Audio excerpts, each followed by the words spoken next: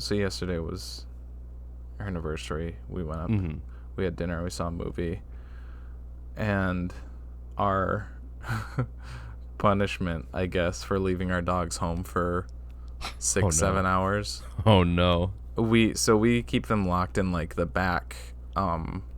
We have like a kind of a thingy set up where we have like dog gates in like our back hallway. Yeah. It's just like a little short hallway. And that's where we keep them when we're gone. And they're both like older dogs. So I don't know if they just, they have their routine set and like because usually like, we were gone less than we're gone when we leave them when we go to work. It's nothing out of the ordinary. I mean, it's like they're Right. used to being left alone for that amount of time. Yeah, but I was like, was it because it was like the evening and usually we leave them during the morning? But the floor was covered in shit. Like, oh, holy shit! I took a picture and I sent it to you, and oh no, because it is worse than you're imagining. Oh my god! Oh damn! Yeah. Are you sure your dogs didn't watch The Aviator while you were gone? Yeah, and they took it as like a role model, like example of like somebody to look up to. Yeah, they cause but it's like Blue's Clues, so they like show me the blueprints. Yeah. That's rough. Yeah. So we got home and then that took us like just dealing with that, and then we had to give them baths because like what I was gonna do is it was just like because we just like threw them, we just like, put them outside while we like cleaned it. We ended up just ripped up the entire floor, and so we threw that out, that linoleum. So now we gotta get a new thing for that back hallway. But yeah, I mean at a certain point, you just gotta trash it. There's no redeeming. Like, how old is the house? Oh, the house is pretty old. I mean, I think that the house is like a pretty early Hastings house. Like, I think it's been around for a while. Oh, okay. I don't know when, like, how old the flooring is, but right. Because like sometimes of those old houses, like the wood rot is so bad that you just gotta like, if you want to make major, that's what happens with like all these like house flipper people. And that's what I won't dox him, but a mutual friend of ours that I lived with for a brief period of time, he lived in a house and like he had to flip it, and like they have a bigger house now, but he didn't just give him the landlord special where he just painted white over all of the appliance or like all over the trim. But this relates then, because there was one time he had a husky puppy. And I came home from work late one night. He worked like really early, so he worked at like 2. He had to get up at like 3 a.m. to work like a whatever shift. And so I worked till midnight at the grocery store. I came home and I was like, all right, I'm just gonna make some ramen, go to bed, do whatever it is that I do.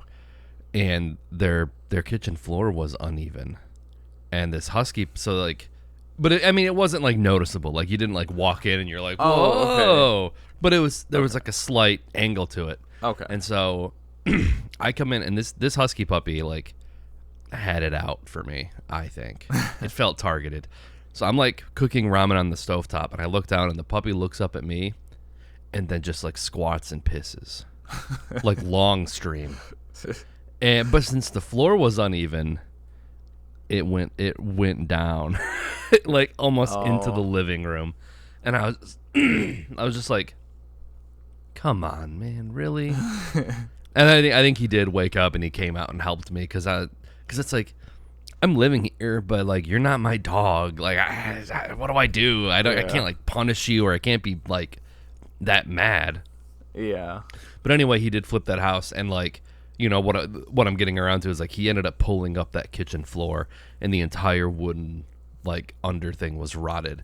And he like actually replaced the entire thing and like made the floor even again.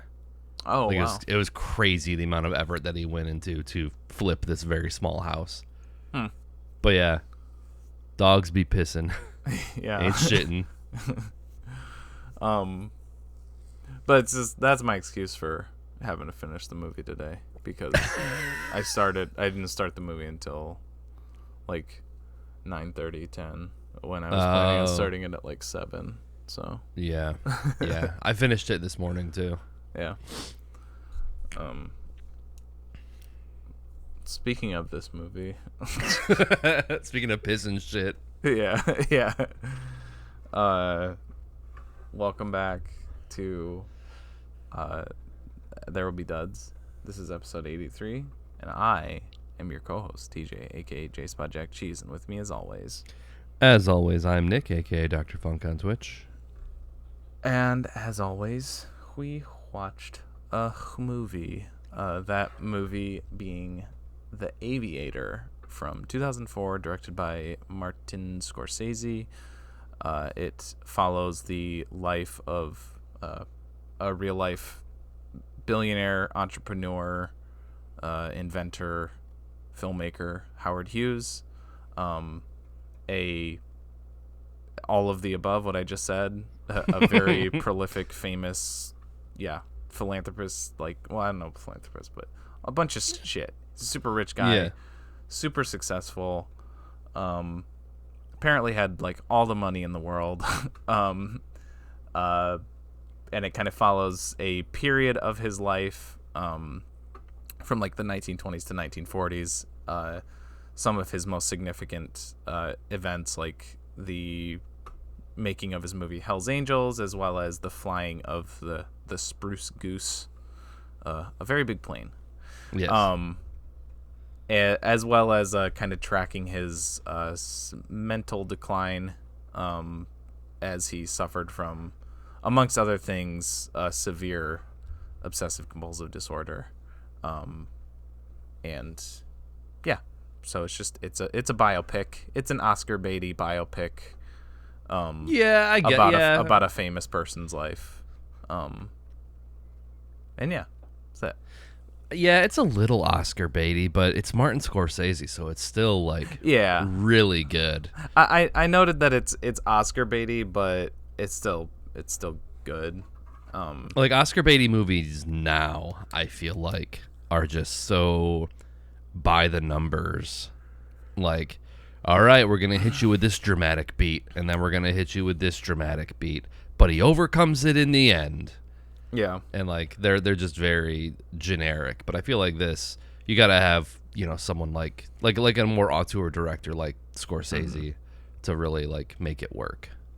Yeah, to me, I feel like this is right around the period where Oscar baity movies really got to be Oscar baity. Like other ones, like I don't think are bad movies, but are very Oscar baity. Like like what is it, Cinderella Man or Ray or Walk the Line.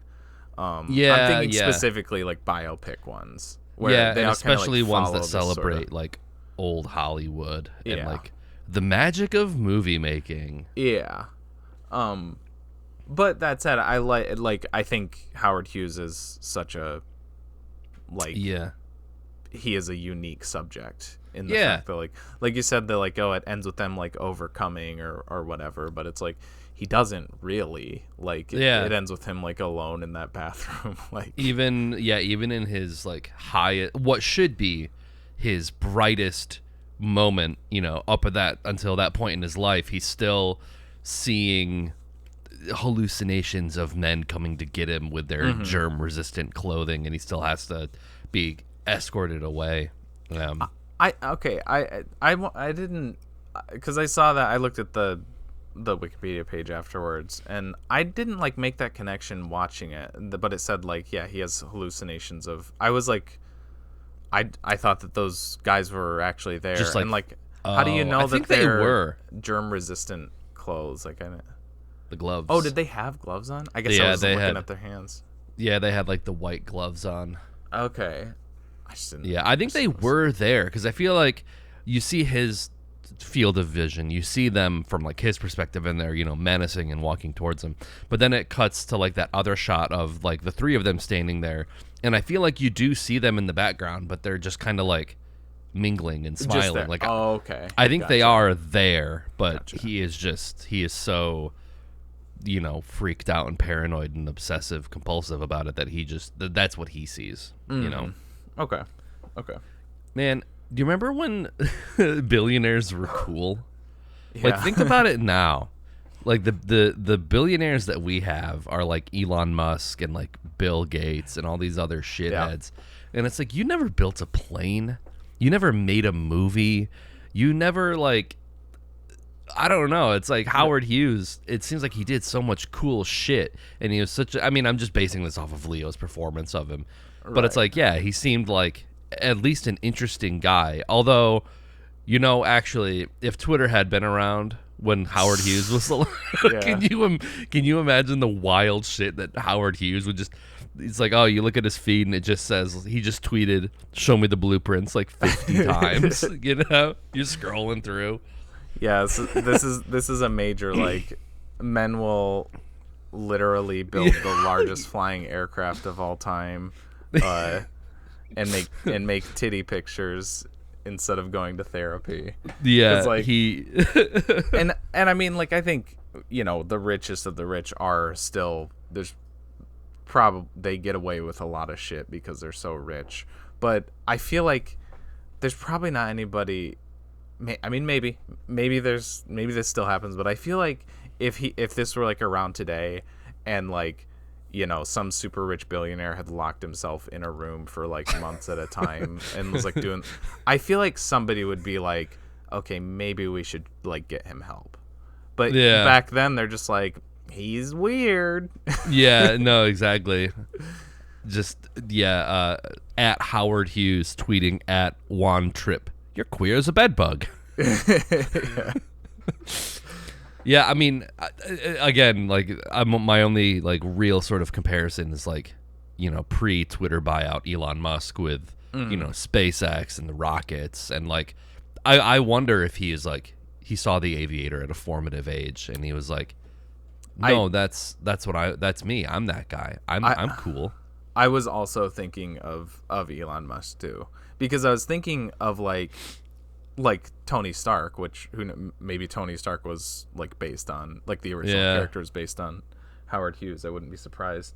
And Elon Musk envisions him as like, or his fans envision him as like the real life Tony Stark. So I was kind of making those comparisons too. But yeah, like, Elon Musk doesn't really invent anything. He just like happens in on like certain patents, or like, gets in the ground floor of businesses as other people actually put the work in and like make the shit. He just like puts his name on it, and it's like his, he's just, you know, his parents' blood diamond money into it. Yeah, I was gonna say he's just the rich kid, son of rich parents, and then he just kind of had all of that, you know, net, you know, flowing income to just do whatever he wanted.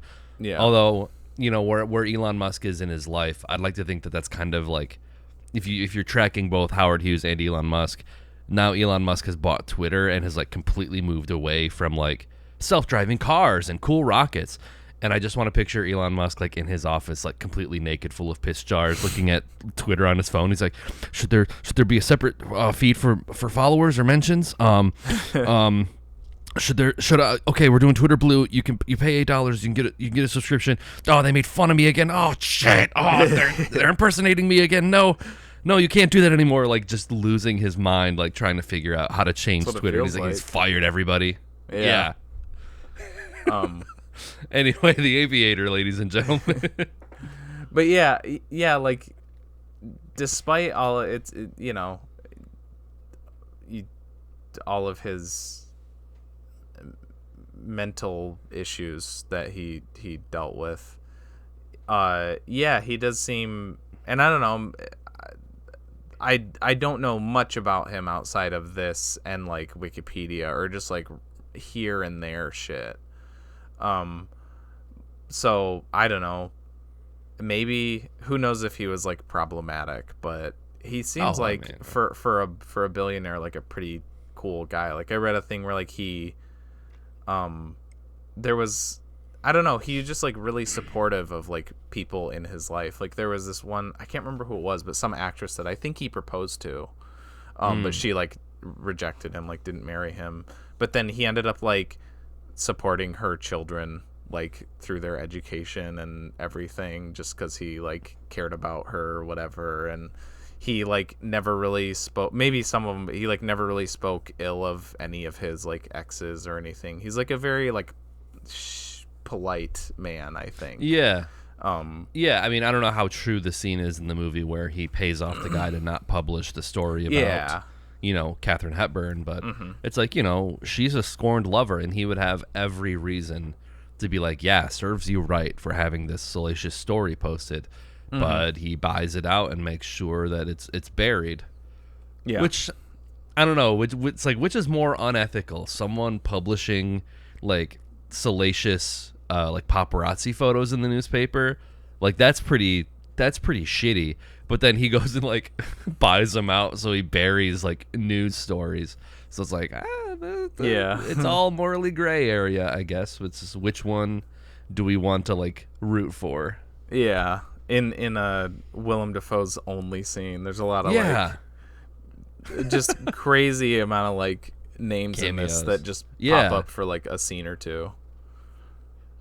What's his face? Adam Scott with a little mustache. I guess he's in it for a few scenes. Yeah, he's more early life Howard Hughes stuff. Jude Law's another one who's in like one scene with dialogue, and then you see him like kind of in the background in like a later scene. Ian Holm's a more prominent character, but I like that he just kind of was like, he would just be there. He's like defending his movie The Outlaw against the MPAA about like the titties and stuff. Yeah. And then he's like, and then Ian Holm's just there with him, and like you're like, why is he there with him with this movie? And then he's like, oh, my associate, the mathematician, da da da. And then he's like, yeah, go ahead. Dr. Branson is a mathematician of some note. Yes. And he will now demonstrate that in fact Miss Russell's mammaries are no more prominent than any of these other fine ladies.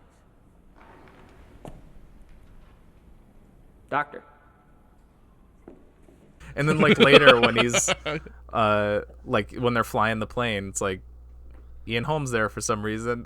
I just like that he's just like, okay, yeah. Well, he's like a meteorologist, right? Yeah. I mean, I know, it's just like, yeah, he's like, look, he's like, what kind of wind do you think we're working with? And he's like, 15 knots, I think. Like, yeah, would you call that a headwind? And he's like, yes. It's like once Howard Hughes decides that he likes you, you are permanently stuck in his orbit of someone that he's gonna call at 2 a.m. It's very much like Prince. I've heard stories. There's like an evening with Kevin Smith, one of his like Q&A. Let me tell you a bunch of funny stories. Yep. And he was telling like stories about Prince, and there's like Prince would call me at 3 a.m. and be like, I need a camel. He's like, Prince, we're in Minnesota. It's 3 a.m. Like, where am I going to get you a camel? And he's like, oh, okay, that's a good point. Like, just has no he doesn't understand why he can't have this. Yeah. Like, and that's kind of how Howard Hughes is. Like, when he calls John C. Reilly, he's like, he burns all of his clothes because Katharine Hepburn dumps him. And then he's like, oh, shit, I need new clothes now. Yeah. It's like, he's like, how did that happen? Yeah. He calls John C. Reilly, and he's like, hey, I need you to go down to Penny's and get me some new suits. And he's like, Penny's is closed. It's 2 a.m. And he's like, yeah, you're right. Like, it's just a completely different world. Yeah. Yeah.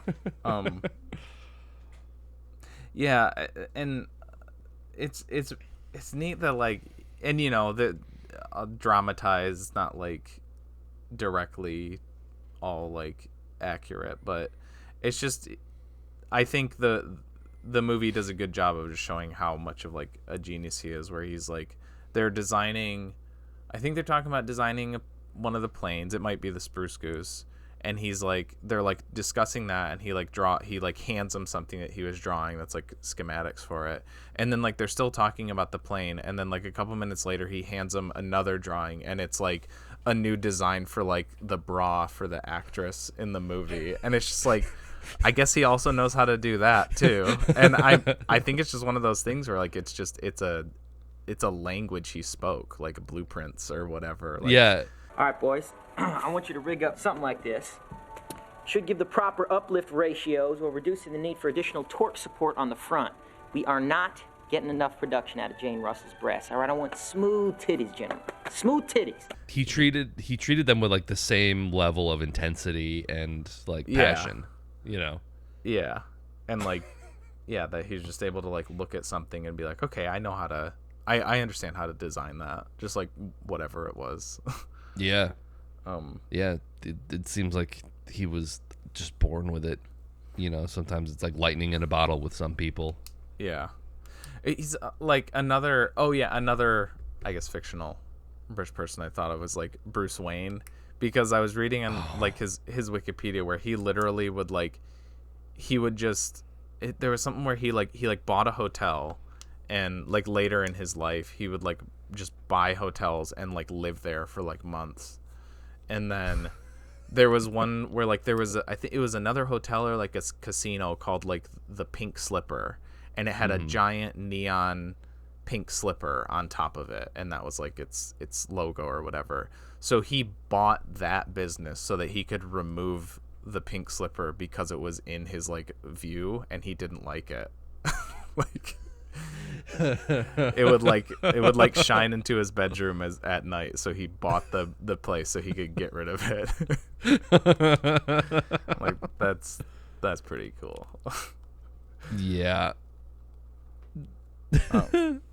And you know, like going up against the like the whole like Senate committee, and they're like, oh, do you want people to know that you're like a war profiteer? It's like, oh yeah, he's like the only one of you guys that's done that, right? Like, yeah, he was Adi from The Act of Killing. He's like, all right, you're gonna try me, try everyone else. Yeah. Like, yeah. Who else gave you airplanes that never saw action or never flew? And you're like, damn, he's got a point. Yeah. And that was a fun scene to watch Alan Alda like get it like completely like Uno reverse carded.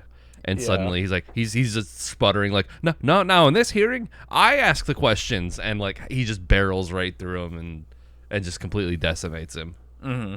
Yeah. It reminded me, I mean, obviously this came after The Aviator, but it sort of made me think of like Better Call Saul with Chuck, whenever Chuck was like with his electrolysis, whatever condition, like when he would just kind of barrel through it to make the greater point.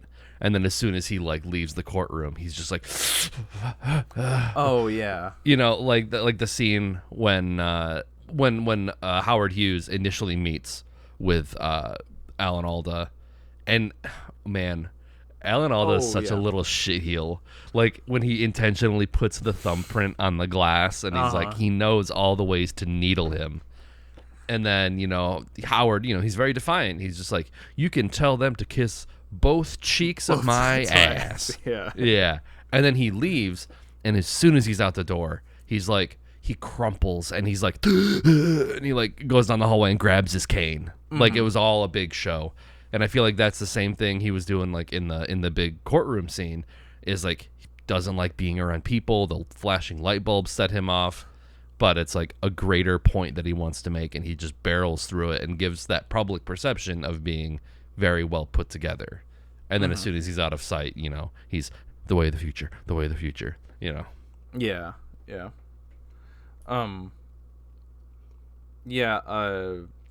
This chicanery. Yeah. Yeah, I remember thinking, I feel like this is one of the more, because Leo, I guess, famously or infamously, I don't know, he went without, he was one of the ones who like, he went a long time without getting an Academy Award, and a lot of people were like, they said that he like kept getting snubbed. me included. Like Yeah. there were many times where it was like, come on, you're not gonna do that. And I think that like this one's probably like the one that I would think that he deserves it the most. Yeah. If it was 2004, I guess I don't really know who would have won it that year. Oh, maybe it was, no, I think that was 2006. I was gonna say maybe Was that Forrest Whitaker. was 2004 A Beautiful Mind? No, that was like 2001 or something. That's true. Yeah, you're right. Oh, probably $1 Million Baby. Oh no, you mentioned it earlier. He lost to Jamie Foxx and Ray. Oh, okay. Oh, yeah, Johnny Depp was up for Finding Neverland as well. Oh, okay. Which we reviewed, and I think we also defined that one as like a pretty Oscar baity movie. Yeah. Although I think Travis and I had a better reception of it than I think you rated it a little bit lower. Yeah. Than we did. Yeah, that's funny. But like there's a discussion that I think is kind of it's become more commonplace, or I like see it around, like discussed more often now, between like quiet and loud acting. Do you know what I'm talking about? Like I think so. There's a lot like YouTube essays or whatever, and it to me it comes off as a little bit of snootiness of quiet acting is better than loud acting, and what it means by that is like loud acting is kind of what Leo does, like, you know, like big like scenes where they're like angry and yelling and crying and stuff, and then quiet acting is like trying to think of something. The one that always comes to mind for me, but isn't like a super popular movie, or at least like it hasn't been seen by a lot, is Casey Affleck in Manchester by the Sea. Did you see that one? No, but I know the basic premise, and I've seen bits and pieces of it. He's very like maybe he cries once, but if he does, it's very like, yeah, he's very just somber and slow, but I think he's so good in that movie. And the reason I bring that up is because I think Leo does both in this movie really well. Yeah. Because like, especially like if you know what's coming, I think like in the very first scene that he's in, if not, it's very early on, he does it, it's less pronounced, and he only does it like once, but he does like the like that like throat clear thing that he does. That becomes like a tick. Mm-hmm. Yeah, you can kind of, you can see a lot of his like mannerisms like slowly approaching. Yeah. Speaking of, I'm dying over here. But it's cool because like I think if you're not familiar with Hughes, like if you haven't seen the movie before, I feel like the stuff in like the early scenes, or at least really early on, would probably just, you know, you wouldn't even pay any attention to it. It's just like, oh, he just cleared his throat, but like, that's it. But then like, you know, and then it builds, and like, so it's a you know, it's like a quiet performance that gets louder and louder, like, you know, bigger, more pronounced, like as it goes on. I think he does a really good job of like that sort of ramping up, I guess, of all the ticks, all the, you know, the ins and outs of the performance, the issues and stuff. I think people that sort of detract Leo for that like loud acting, I think a lot of the times, because like on YouTube you will see like compilations like the best acting of the 2010s, and it'll be like snippets of scenes, and usually those scenes are like big, intense, loud, like emotional performances. And I think maybe like they just kind of lump Leo in with that, but I think he's, you know, just looking at his career, he's kind of in his own league that you can't, maybe he's like a symptom of a larger issue that like other people watch Leo's performance and they're like, yeah, do that, give me one of those. And so it's like this sort of facsimile of of a Leo performance. Yeah. don't know. I guess what I'm saying is like I think I'm just defending both. I'm saying that like I think both are good, but I do think that is a little, I guess, cringy or something, because I know exactly what you're talking about. Like you put like the like melodramatic like symphony music behind it, and it's like I don't know. Shit drives me crazy. Yeah, it's just like repeatedly like a bunch of dudes just like screaming at somebody, and yeah, if that's like all that you think acting is, yeah, maybe you should check out like something slower and see what that does. But like, you know, I don't think that's, you know, means that it's like any of that is like kitschy or bad or whatever. It's just, you know, there's different ways to act, perform. Yeah, I see the clip from the Tobey Maguire movie where he's a veteran a lot. Oh yeah, Brothers, I think is what that was called. Where he's like freaking out and he's like, I got a gun, what are you gonna do? I was gonna say like Leo in Revolutionary Road is another one that I always say too. Yeah. I hate that shit though, when people take already existing scenes of like dramatic movies or TV shows and they add that stupid ass like piano like epic emotional music score. Like on TikTok I'll see a ton of like Breaking Bad clips. Like I've seen the clip of like Jesse in like the fuck, I think I know what you're talking about. He's like, the whole reason I'm here was to sell you meth, like that sort of scene, or the problem dog scene. And it's like there's no music in that scene for a reason. Don't like it's already a dramatic scene. It's already great.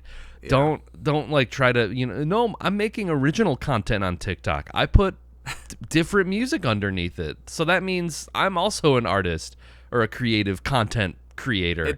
Shit makes me so mad. It's the evolution of like the gift set on Tumblr posts where like people make gift sets of like scenes from fucking Vampire Diaries or something like that. And then they'll add like a fucking paragraph of text underneath saying like how, you know, how much that means to like the characters and da. It's like, just fuck off, just watch the movie. No commentary. Nobody ever talk about movies or shows ever or do that's so how pedestrian talking about cinema. And also Cate Blanchett is great in this too. I wanted to shout her out too. She's incredibly charming as Katharine Hepburn.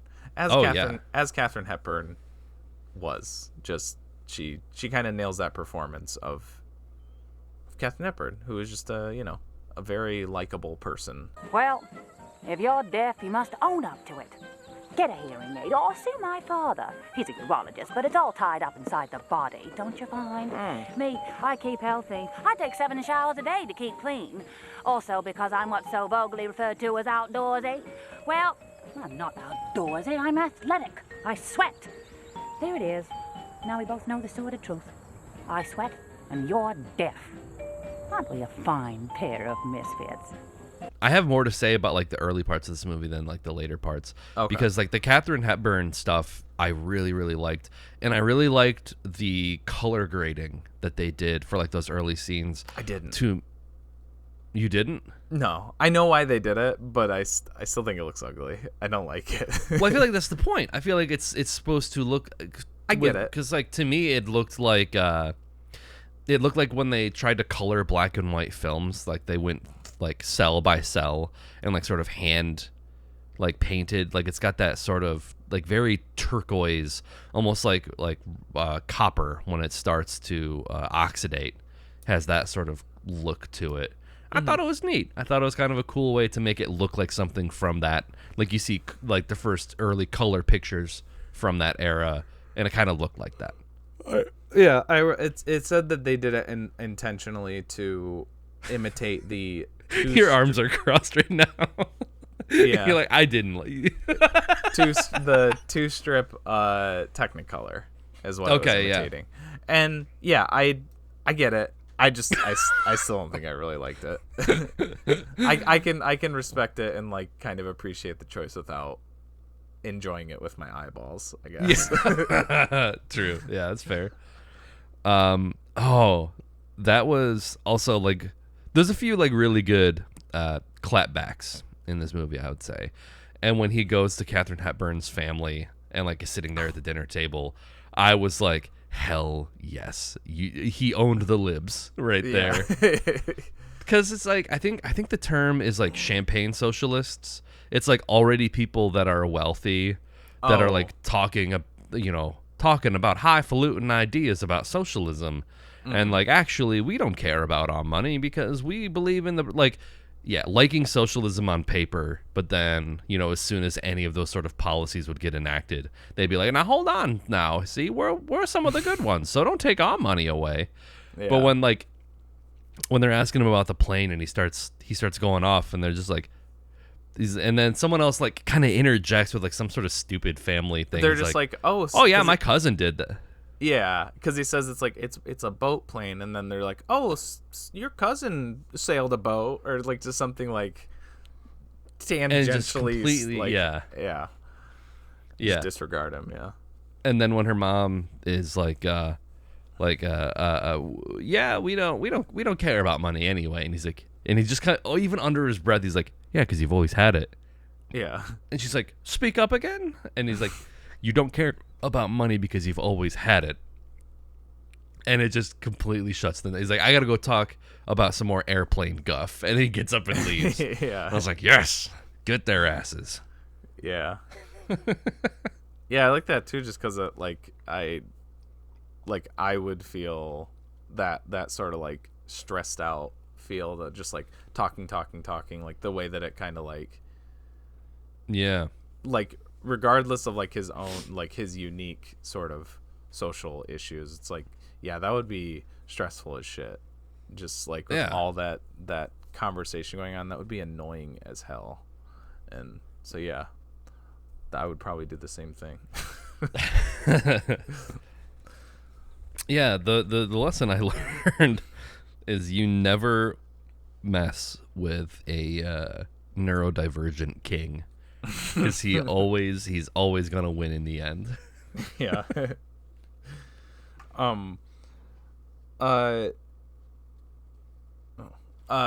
Was there what did you watch this on, or how did you watch this? I bought the Blu-ray. I ordered it on Amazon last week, and it showed up yesterday or 2 days ago, so I watched it. Nice. There. I kind of like want to see what it's like, because I do have it on DVD, but I just watched it on Netflix. And there was certain moments where like the sound was weird.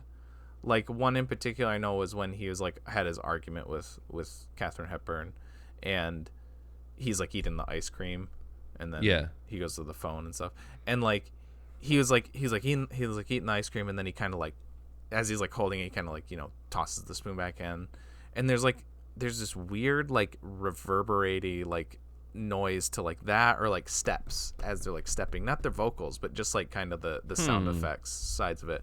And it happened a few other times, and I was like, I tried looking it up to see, I was like, is that like just trying to like like illustrate, did like he have like a sensitivity to sound or something like that? But I couldn't find anything about it, so I was like, was that just like a fucking weird thing on like did like Netflix have something like messed up? Or? I didn't really notice anything like that in like the Blu-ray copy.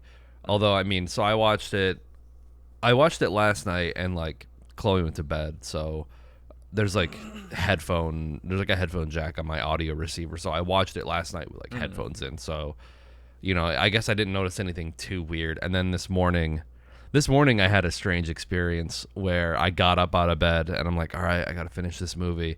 And so like I was literally like just out of bed, bedhead, hair messed up, like just wearing gym shorts, sitting out on the couch watching this movie.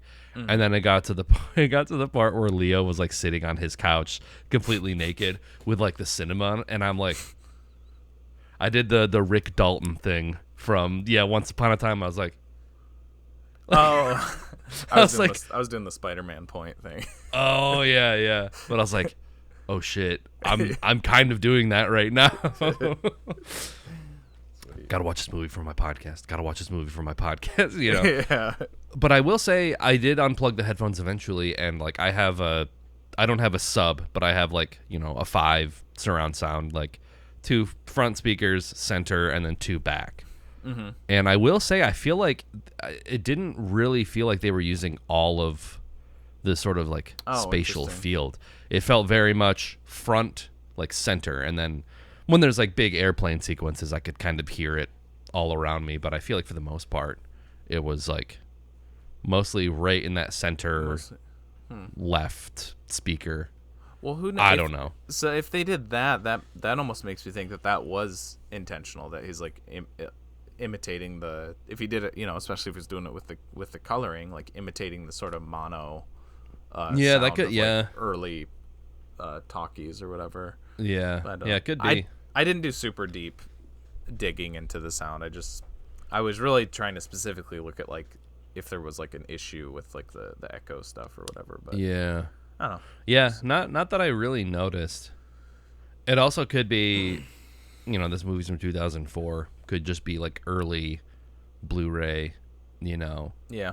Before, you know, the technology had really caught up to make things like as good as they are now, with like in terms of audio and video quality. I don't know.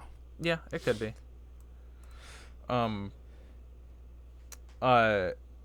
So I looked up just because I was like, I'm sure I have a feeling there either wasn't an age of consent or it was probably lower back then. But yeah. So he hires Faith DeMere to be like an actress, but then he starts like dating her, and they make a point to like point out that she's 15 years old. I looked up. I was mainly just looking her up to see if like I knew her from anything. But according the actress. Yeah. Okay. According to Wikipedia, she was like 18 or 19 when they met. So why did they age her down in the movie? That? Yeah. Why? Yeah. This is weird. Like, she might have been. I don't know. It's her birthday is 1924 or 1925, and they met in like late 42 or 43, like somewhere around there. So, I don't know. It's still weird. Yeah, it's an interesting choice. Yeah, I just. Why would they do that? And then like she's having dinner with Leo, and I think Adam Scott's character's there too. And like talking about like her high school shit. Oh yeah. She's and like, I'm like, working on my diploma or something like that. And then she's like talking. She's like, and after school, I'm working on my grooming. And I'm like, yeah, I'm sure you are. Yeah. Yeah.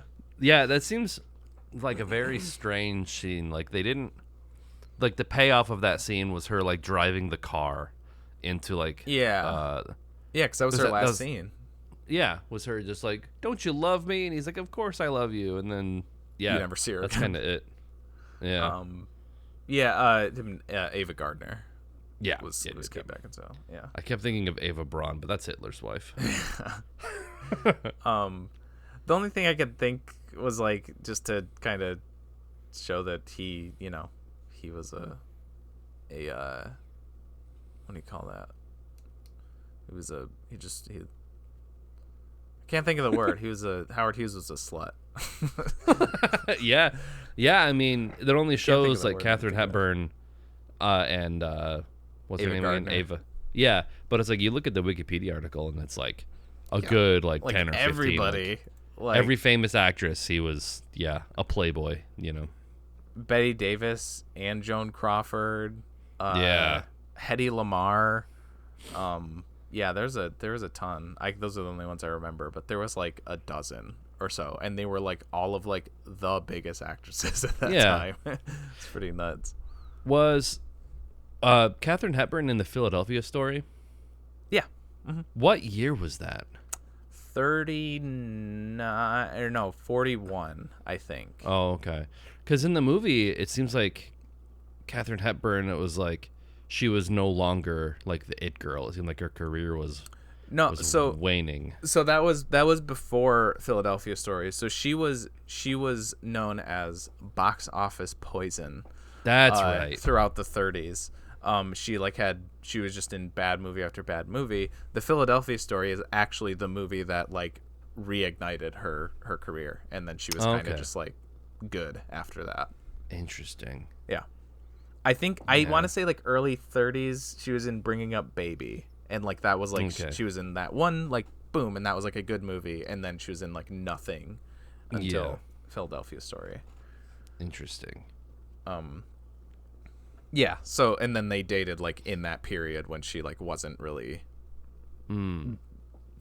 famous or whatever, or at least she wasn't at the height of her career, I guess. Right. Man, I wonder who they could have gotten to play like a period Jimmy Stewart in this movie. Oh shit. Okay, I don't know who. Yeah, I'll go. I don't know. It doesn't matter. Okay. So I think I landed somewhere around a 9 for this. I want to say pretty solid 9. I had seen this one time before, long time ago, and the only things that I really remembered were "Show me the blueprints and the way of the future," because we would constantly say that to each other. It was like a joke. But yeah, no, this is you can always tell when it's like a Martin Scorsese movie. Like he has a very certain stylistic flair, like way that he moves the camera and like frames things. And I really like it, and it kind of sucks that Scorsese is just kind of pigeonholed, it seems, as like the gangster guy, which like some of his most famous movies are like gangster movies, but but with like Aviator, I guess Shutter Island is like more of a sort of horror movie. Like I don't know, he can do more, and I think he does it really well with this one. And like it's weird that you say Oscar bait, because it didn't even like register when I was watching this, but it kind of makes sense. But it's the kind of good Oscar bait that only someone like Martin Scorsese can do. I really liked pretty much everything about it. I really enjoyed the color grading, even though it wasn't your cup of tea. I thought it was kind of a neat reference to that sort of bygone era. And it's funny because I just saw Babylon. It's like another movie that's like celebrates movie making from this period of time. I was like, oh yeah, cool. We're back in this world of like 1920s parties and yeah, I liked it though. I thought Leo was great. Probably deserved Best Actor. He's probably deserved Best Actor a few times, but definitely probably. For this one. Yeah, 9. Yeah, I'm a little under that. I really appreciated, Leo and Cate Blanchett. I thought they were both really great. Leo especially. I think Martin Scorsese is just one of those directors that just knows how to compose a movie and knows how to make just like you look at it and you're like, yep, that's what I don't know. I feel like I'm being condescending. I don't mean to be. I mean he is a master of his craft, is what I'm saying. But that said, I just feel like a lot of like screenplay wise, it was kind of by the numbers, and that was elevated again by performances and how it was shot and stuff. I meant to make a note of this too. There were some editing things that I had some issues with, like kind of like during the Senate hearings, it kind of jumped around like in weird ways. There were like a few almost felt like mismatched cuts. Yeah. Where it would be on one thing and then it would just cut to like another angle and it looked strange. Yeah. Like their bodies weren't in the same positions or something like that. I did notice that a couple times. But that said, I still really like the movie. I'm going with a 7.57. Oh, like okay. I got you. Yeah. Okay. Yeah. Oh, okay. I was gonna say, sorry. There was something on the Howard Hughes Wikipedia that kind of made me laugh. Apparently, someone speculate that he faked his own death. Oh yeah, know. I saw that. Yeah. And it says a notable allegation came from retired Major General Mark Music, Assistant Secretary of the Air Force, who claimed Howard went on to live under an assumed identity, dying on November 15th, 2001 in Troy, Alabama. And my first thought was like, do you think he saw 9/11 and what airplanes could do and was like, I just can't do this anymore. Like, and he just died. Yeah. What have they done to my beautiful, my flying boats? What have they done? We went the way of the future. Oh man. Yeah. Well, yeah, because apparently, like the last like couple decades of his life, he was such a recluse. Like, there was like multiple times people said that he was dead. Like, Yeah. there were many reports that he had died. So that when he actually died, people were like, I think there was kind of like at least from some people, like a reaction like, no, he's not. Yeah. It's like we've heard this before. You're not gonna get us with this one.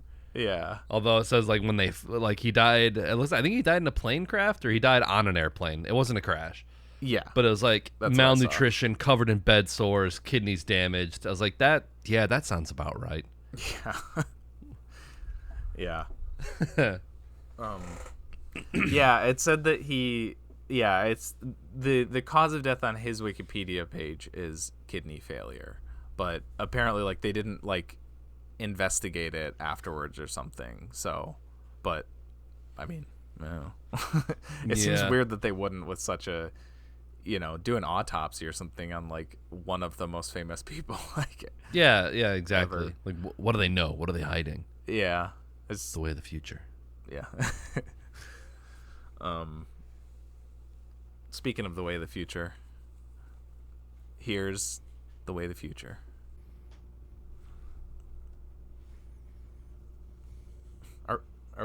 Hello? Are we back? I'm waiting for my watch to think that like I'm talking to Siri. Yeah, I'm thinking we're back. Okay.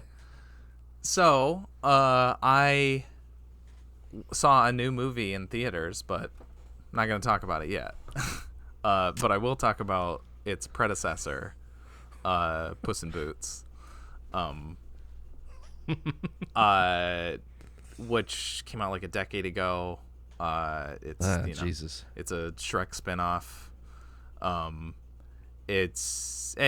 thought it was decent. I watched it because I hadn't seen it, and we're gonna see the sequel, and we're the kind of people that do that, like regardless of if it's I actually thought the first one was gonna be like garbage because that was like right around that period where just like I don't know, I feel like this period, like late 2000s, early 2010s. I mean, not to say that there aren't still plenty of garbage animated movies, but at least now I feel like they look better. Even like the not great ones, like they look nicer. But this is when like you'd get so many of them and they all looked like trash, and they were just like the worst shit. I wouldn't be able to differentiate. There's a Rapunzel movie, there's this princess movie, and then it's like Pixar movies would kind of get lumped in because like I feel like other like DreamWorks and other animation studios tried to like ape that Pixar style. So then you just get a shitload of movies that all are kind of generic, big-eyed princesses and cartoon characters. Yeah. But yeah, I was pleasantly surprised. It wasn't like great or anything, but it was a lot better than I was expecting. It was fun, I think, and I was saying how like bad animation was. I think it actually like holds up pretty well. They changed up the animation style for the sequel, and it looks incredible. So like compared to the sequel, it's nothing. But like for a movie from like 2011. It looks pretty good. It feels like because there's a chase scene where there's like a because it's like kind of like it's like a fairy tale / western, because Puss in Boots is he's like a bandito, so it kind of like he's like a mixes Zorro the two. kind of play. Yeah. And which is funny because Antonio Banderas played Zorro, so too. it's like it's kind of perfect. Yeah. And so there's like a scene where they're like a stagecoach chase, and I kept going. I was like, this is like a lesser Rango. There's a few scenes that kind of reminded me of Rango in that way. But yeah, it was decent. It was good. It was fun. It wasn't like a waste of time or anything. Like I said, for expecting it to be garbage, I was like happy with it.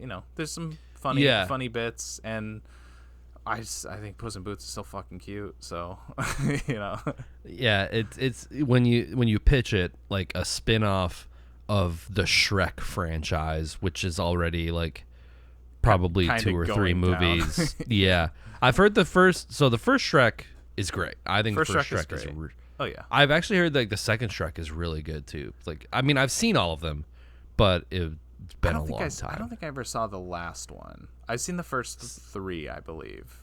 Because it's like Shrek 1, Shrek 2. One of them's like Shrek. Are they doing like the 4, but it's like Forever After or something like that? I feel like there's a 5th one, wasn't there? I don't think so. But apparently they're making another one now. Are they? Or maybe. Yeah. I don't know. Maybe it could be good. I don't know. Maybe. But it's like, yeah, when you pitch that, like, because like Puss in Boots, was that character introduced in Shrek 2? Yes. I'm trying to remember. Yep. Yeah, okay. It was in the second one. But it's like, yeah, the spin-off of a side character, you're like, I don't know about this. Yeah. And then, yeah, with this new one that is out, and like I've seen everyone that I've seen talk about it is like, this rocks. Yeah. So, yeah, I'm going to see it today. So hopefully next week we'll be able to have a full Hollywood Reporter roundtable discussion on Puss in Boots. Yeah. Yeah, I noticed there's a Shrek behind you too on your stand back there. Is there? Other way. Oh yeah. Oh yeah, that guy. Yeah. I saw. I forgot about him. Yeah, I didn't think about that. I'm kind of a fan. Yeah. Yeah, I'm excited to talk about the second one because I have a lot more stronger opinions about that one. The first one was just like it was good for what it is. Yeah. It's good. Yeah. Okay. Yeah, it's been kind of, I don't know. I feel like January is kind of a dry spell for stuff. Yeah. We talked about Lord of the Rings last time, right? We did. Mm-hmm. I think that was before I finished it, but we finished Return of the King last week. 4 hours later, I didn't realize there's like 30 minutes of credits for that. Oh, because it was like it's like 4 hours and 28 minutes, and then like the last scene ended. It was like 4 hours, and we're like, Jesus, there's 28 more minutes of credits. God damn. But also, I guess you think of the scale of those movies, and like, yeah, all right, that makes sense. Yeah. But it's kind of funny because we finished that, and both Kate Blanchett and Ian Holm, basically the next movie they did was The Aviator, because they were both in Return of the King. Right. This is kind of funny. Yeah. But yeah, we've been, speaking of another Aviator actor, we've been revisiting 30 Rock. Oh yeah, Alec Baldwin. Alec Baldwin, which like this movie is like right before that. Yeah, so every time I saw him, all I heard was Jack Donaghy. Yeah. But yeah, no, 30 Rock is great. Yeah. We're only like halfway through the first season, and literally the last episode we watched was one where Jenna interviews for Maxim magazine, but like they're blowing air at her, so like during the photo shoot it looks like her hair is blowing, and so they're asking her questions for the interview, and the guy is like, what do you think about the troops, meaning like armed forces? But Jenna hears it as like theater troops. She's like, oh, I hate theater troops. Yeah. They're all just gay guys playing dress up or something like that. And so then she has this like PR shitstorm where Jenna is like, I hate the troops. They're all gay guys. And so she's trying to like, and I feel like this episode that we just watched is like a perfect like distillation of stuff that you couldn't get away with on TV anymore, and I don't mean that in some sort of like, you know, reactionary boomer like, yeah, we need more objectionable problematic content on TV, blah. But I think 30 Rock like really nailed it with like that sort of satire, like doing like un-PC comedy, but it's like, you know, it's Always Sunny. It's like they're idiots, they're all morons, and like it's morons making like just stepping on rakes and hitting themselves in the face. Because at the very end of that episode, they go way over the top. They have Jenna like sing a song about how much she loves America. So she's like dressed, you know, red, white, and blue. Everyone's covered red, white, and blue. And they have these like pinwheels that are supposed to be spinning that have lights on them, and they malfunction. And so instead of like spinning light up pinwheels, they're stationary and they're swastikas. and so it's just everyone even like freaks out even more. And I don't know, it's just it's wild to see a show like that and be as un-PC and crass and like as problematic and not like making it a point. It's not like a political point they're making. I mean, they make fun of like Liz Lemon is like the archetypal like lib like SNL writer. And it's like she is the butt of every joke, and it's great. It's so good. So yeah, we've been going through 30 Rock then. Probably gonna I don't know, I haven't seen it in a long time. Like I think when it was still airing, there was one time where I was really sick and I was like in my bed for like a few days at a time. And I very specifically remember like watching it on Netflix on my Wii. Just, just watching like episodes, just barreling through 30 Rock episodes. Nice. So it'll be nice to revisit, because I have a very like season 1 I remember the most of, like all like the rural juror. I reference the urban fervor over the rural juror with like Barbara Walters. It's just or the, you know, she's like, why are you in a tuxedo? And he's like, it's 5 o'clock, Lemon. What am I, a farmer? Like all those types of jokes. It's like, oh shit. They like the jokes per minute in this show, especially season 1. It's just boom, boom, boom. It's wild. Yeah. It's so good though. Yeah. So that's my recommendation, is a show from 15 years ago. Go watch 30 Rock. Yeah.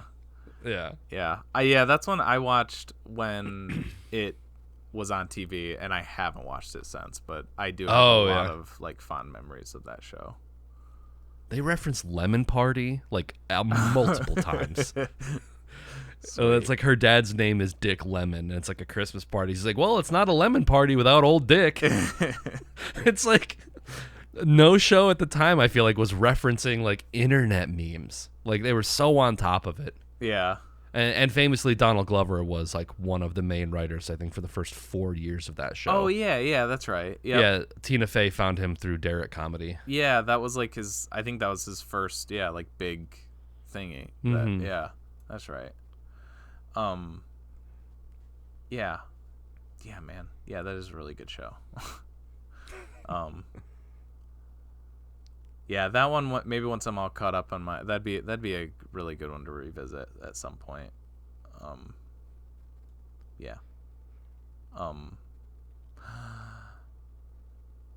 And then I guess I watched a movie from a couple years ago. It's not brand new, but fairly new, called The Kid Detective. And I think as far as the new year, I guess not counting Puss in Boots, but like kind of catching up on all my movie list from the past few years. It's got to be my favorite one that I've watched so far this year. It was fucking awesome. Okay. Adam Brody's the lead, who I've always liked. I've just always, I don't know, he's been one of those guys that I always like, even though I don't think I've ever seen him play the lead in anything. He's always just been side characters and stuff. Do you know who I'm talking about? I'm sure I've seen him in stuff. Yeah, I'm trying to think of what. I mean, I first. Oh, he's in the Amanda Show. I probably saw him in the Amanda Show. I first know him from the OC because Travis watched the OC, and I was like, oh yeah, I like that guy. I like that character. Oh, yeah. I think Chloe and I watched some of that because I really like Peter Gallagher a lot. Oh, really? Okay. Yeah. Okay. Because like we watched While You Were Sleeping, and he's in that, and she was like, "Oh yeah, that's Sandy." I was like, "What?" I think I know Peter Gallagher as like the rich real estate guy that Kevin Spacey's wife cheats on him with in American Beauty. Oh, yep. Yeah, that too. And he's like one of those like mentalist hustlers, like manifest your dreams kind of guys in that movie. Yeah, But I that's like right. Peter Gallagher a lot. But yeah. Anyways, this movie, the Yes. Kid Detective, it's really funny because I'm like starting it out. I'm like, this is speaking of Derek comedy. Did you ever watch Mystery Team? Yes, it's been a while, but I have seen it. It has a very similar premise to Mystery Team, where he's this guy who, when he was a kid, he was this like in his town, not like world famous or anything, but he's like this really like famous kid detective. He, like, people would come to him and he would solve like all these issues, usually like, you know, like innocent sort of things, like these kids are like cheating on a test, you need to like or like you need to figure out who's like giving them answers, like Who something like that. stole the candy out of the that candy kind of stuff. bowl? Yeah. Then there is one scene where it's like where this kid comes to him and he's like, "Oh, my dad keeps," I don't remember what it is, but he's like, he wants him to like investigate his dad for something that like seems innocent at first, but then like it turns out that like his dad is like gay or something like that. And like he it like ends up in his parents getting divorced. So like it like cuts to that as like a darker moment. But then he has it even gets to a point where like he's like 12 years old and he has an office at the mayor's, like, whatever, you know, the station or whatever, and he has like his own secretary who's also like a kid, and so it's this like kind of like cutesy but then his secretary goes missing, and people, like the whole town, like relies on him to find out what happened to her, and basically he never solves it, and that just kind of like kills his reputation, and because it's like a big like serious case, and he can't do it. It kind of like kills his own, like, you know, he kind of turns into like you know, after that the movie jumps forward to now he's like 30 something years old, and he's like, yeah, I'm a loser, I'm bad at what I do, but he's still doing it. Like, he still has the same office, and he's still solving like, oh, I need you to find my cat, like these basic, like, you know, he's surviving because his parents keep giving him money to pay for his house and stuff like that. And then this girl comes into his office, and it's like an actual case. She's like, yeah, my boyfriend was murdered, and I want you to figure out who did it. And he's like reluctant, but also he's like, oh sweet, like a real case for me, like, I can reestablish my brand from my former child actor like days, you know? And I think I just dug it because I think Adam Brody kills it, but also it's just like it's my I've mentioned it a couple times before, like when we've talked about Bong Joon-ho movies in particular. My favorite genre is what I think Bong Joon-ho, Park Chan-wook, who did Thirst, does really well, and it's that blending of comedy and drama, and being able to like mesh them so well without them kind of detracting from one another, because this movie is really funny, but it gets really fucking dark, like especially towards the end. Like, it's surprising, like you're like how dark it goes. But I think it delivers. For a second, on it made me think sides. of like The Nice Guys, like that sort of like. Yeah, The Nice Guys doesn't lean so much into the drama, but like I feel like it's sort of in that like, it has like those kind moments. of inept guys trying to solve a case. Yeah, while going through personal demons at the same time. Yeah, it has those moments in The Nice Guys, but yeah, very Nice Guysy, but goes darker with it for sure. And yeah, and then the ending is great. Is like the final scene is like fantastic too. That it's a very like cathartic release at the very end. I watched it alone, and I was telling Kalia that she should watch it. Now that I'm talking about it again, when we're done with this, I might go downstairs and try to watch it again. Get her to watch it with you. Yeah. Yeah. Hell yeah. So yeah. Okay. Movie. Next week's movie. Next week's movie. That's it. Those are the words in the order that they're supposed to be in. Next week's movie. No Country for Old Men. That'd be crazy if we pulled that again. Oh no. It's another Kurosawa. Fucking. Oh shit. Hell yeah. It's from 1958, directed by Akira Kurosawa. The Hidden Fortress. It's the one that we're gonna watch. Okay. Sick. Sweet. Have you seen this one? I have not seen this one. Nope. I haven't. Oh, cool. I own it, but I haven't seen this one yet. This is one alongside Buck Rogers. I think it is like the main inspiration for Star Wars. Oh. Yeah. It's okay. It's like George Lucas's primary influence for it, alongside, and then he got the space stuff from Buck Rogers. That's sick. Yeah, and of course, yeah, top dog Toshiro Mifune. Hell yeah. Right at the top there. Yep. Yeah, that it is on HBO.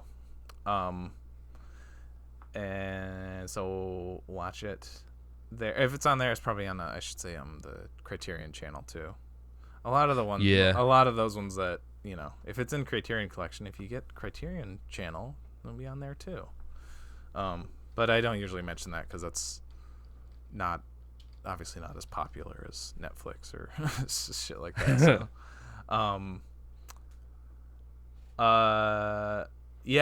Takashi Shimura's in it too, from Ikiro, the main guy. Oh, nice. And a couple other guys from Seven Samurai too. So yeah, watch it there, HBO or whatever, before next week's episode. If you don't want to be spoiled, these episodes come out every Wednesday at 7 p.m. EST on Twitch and YouTube in video form, as well as Spotify and Apple Podcasts in audio form. Sorry, and we also have social pages on Facebook, Instagram, Twitter, and TikTok. So follow us there. And hey, if you're watching on YouTube, comment, say something, give us a like. I don't know. We seem to be doing well on YouTube, and I want it to be more than just people thinking that the movies are online and they just see the thumbnails. Yeah. But Yeah, we're almost at 10,000 views on on Son of the Mask. But I told you this, but I checked the analytics, and the retention rate is the average is 30 seconds for that. So I don't know what's more sad is that we have nearly 10,000 views of people we've tricked 10,000 who don't mean to be watching it, or the fact that 10,000 people want to watch the Son of the Mask. I mean, I wouldn't want to pay for it, so maybe that's what it is. That's true. Yeah. Yeah, they're like us. It's other podcasters who are trying to watch bad movies, and then they're like, God damn it. Yeah. It's a vicious circle getting sucked into. Yeah. With all that said, I don't think there's anything else to say, but show me the blueprints. Show me the blueprints. I'm TJ. Show me the way of the future. Show me the blueprints. A.K.A. J-Spot Jack Cheese. Show me the blueprints, and with me as always, show me the blueprints. As always, the way of the future. I'm Nick, a.k.a. the way of the future, a.k.a. Dr. Funk on Twitch. The way of the future. The way of the future. Show me the blueprints. The way of the future. Show me the blueprints. The way of the future.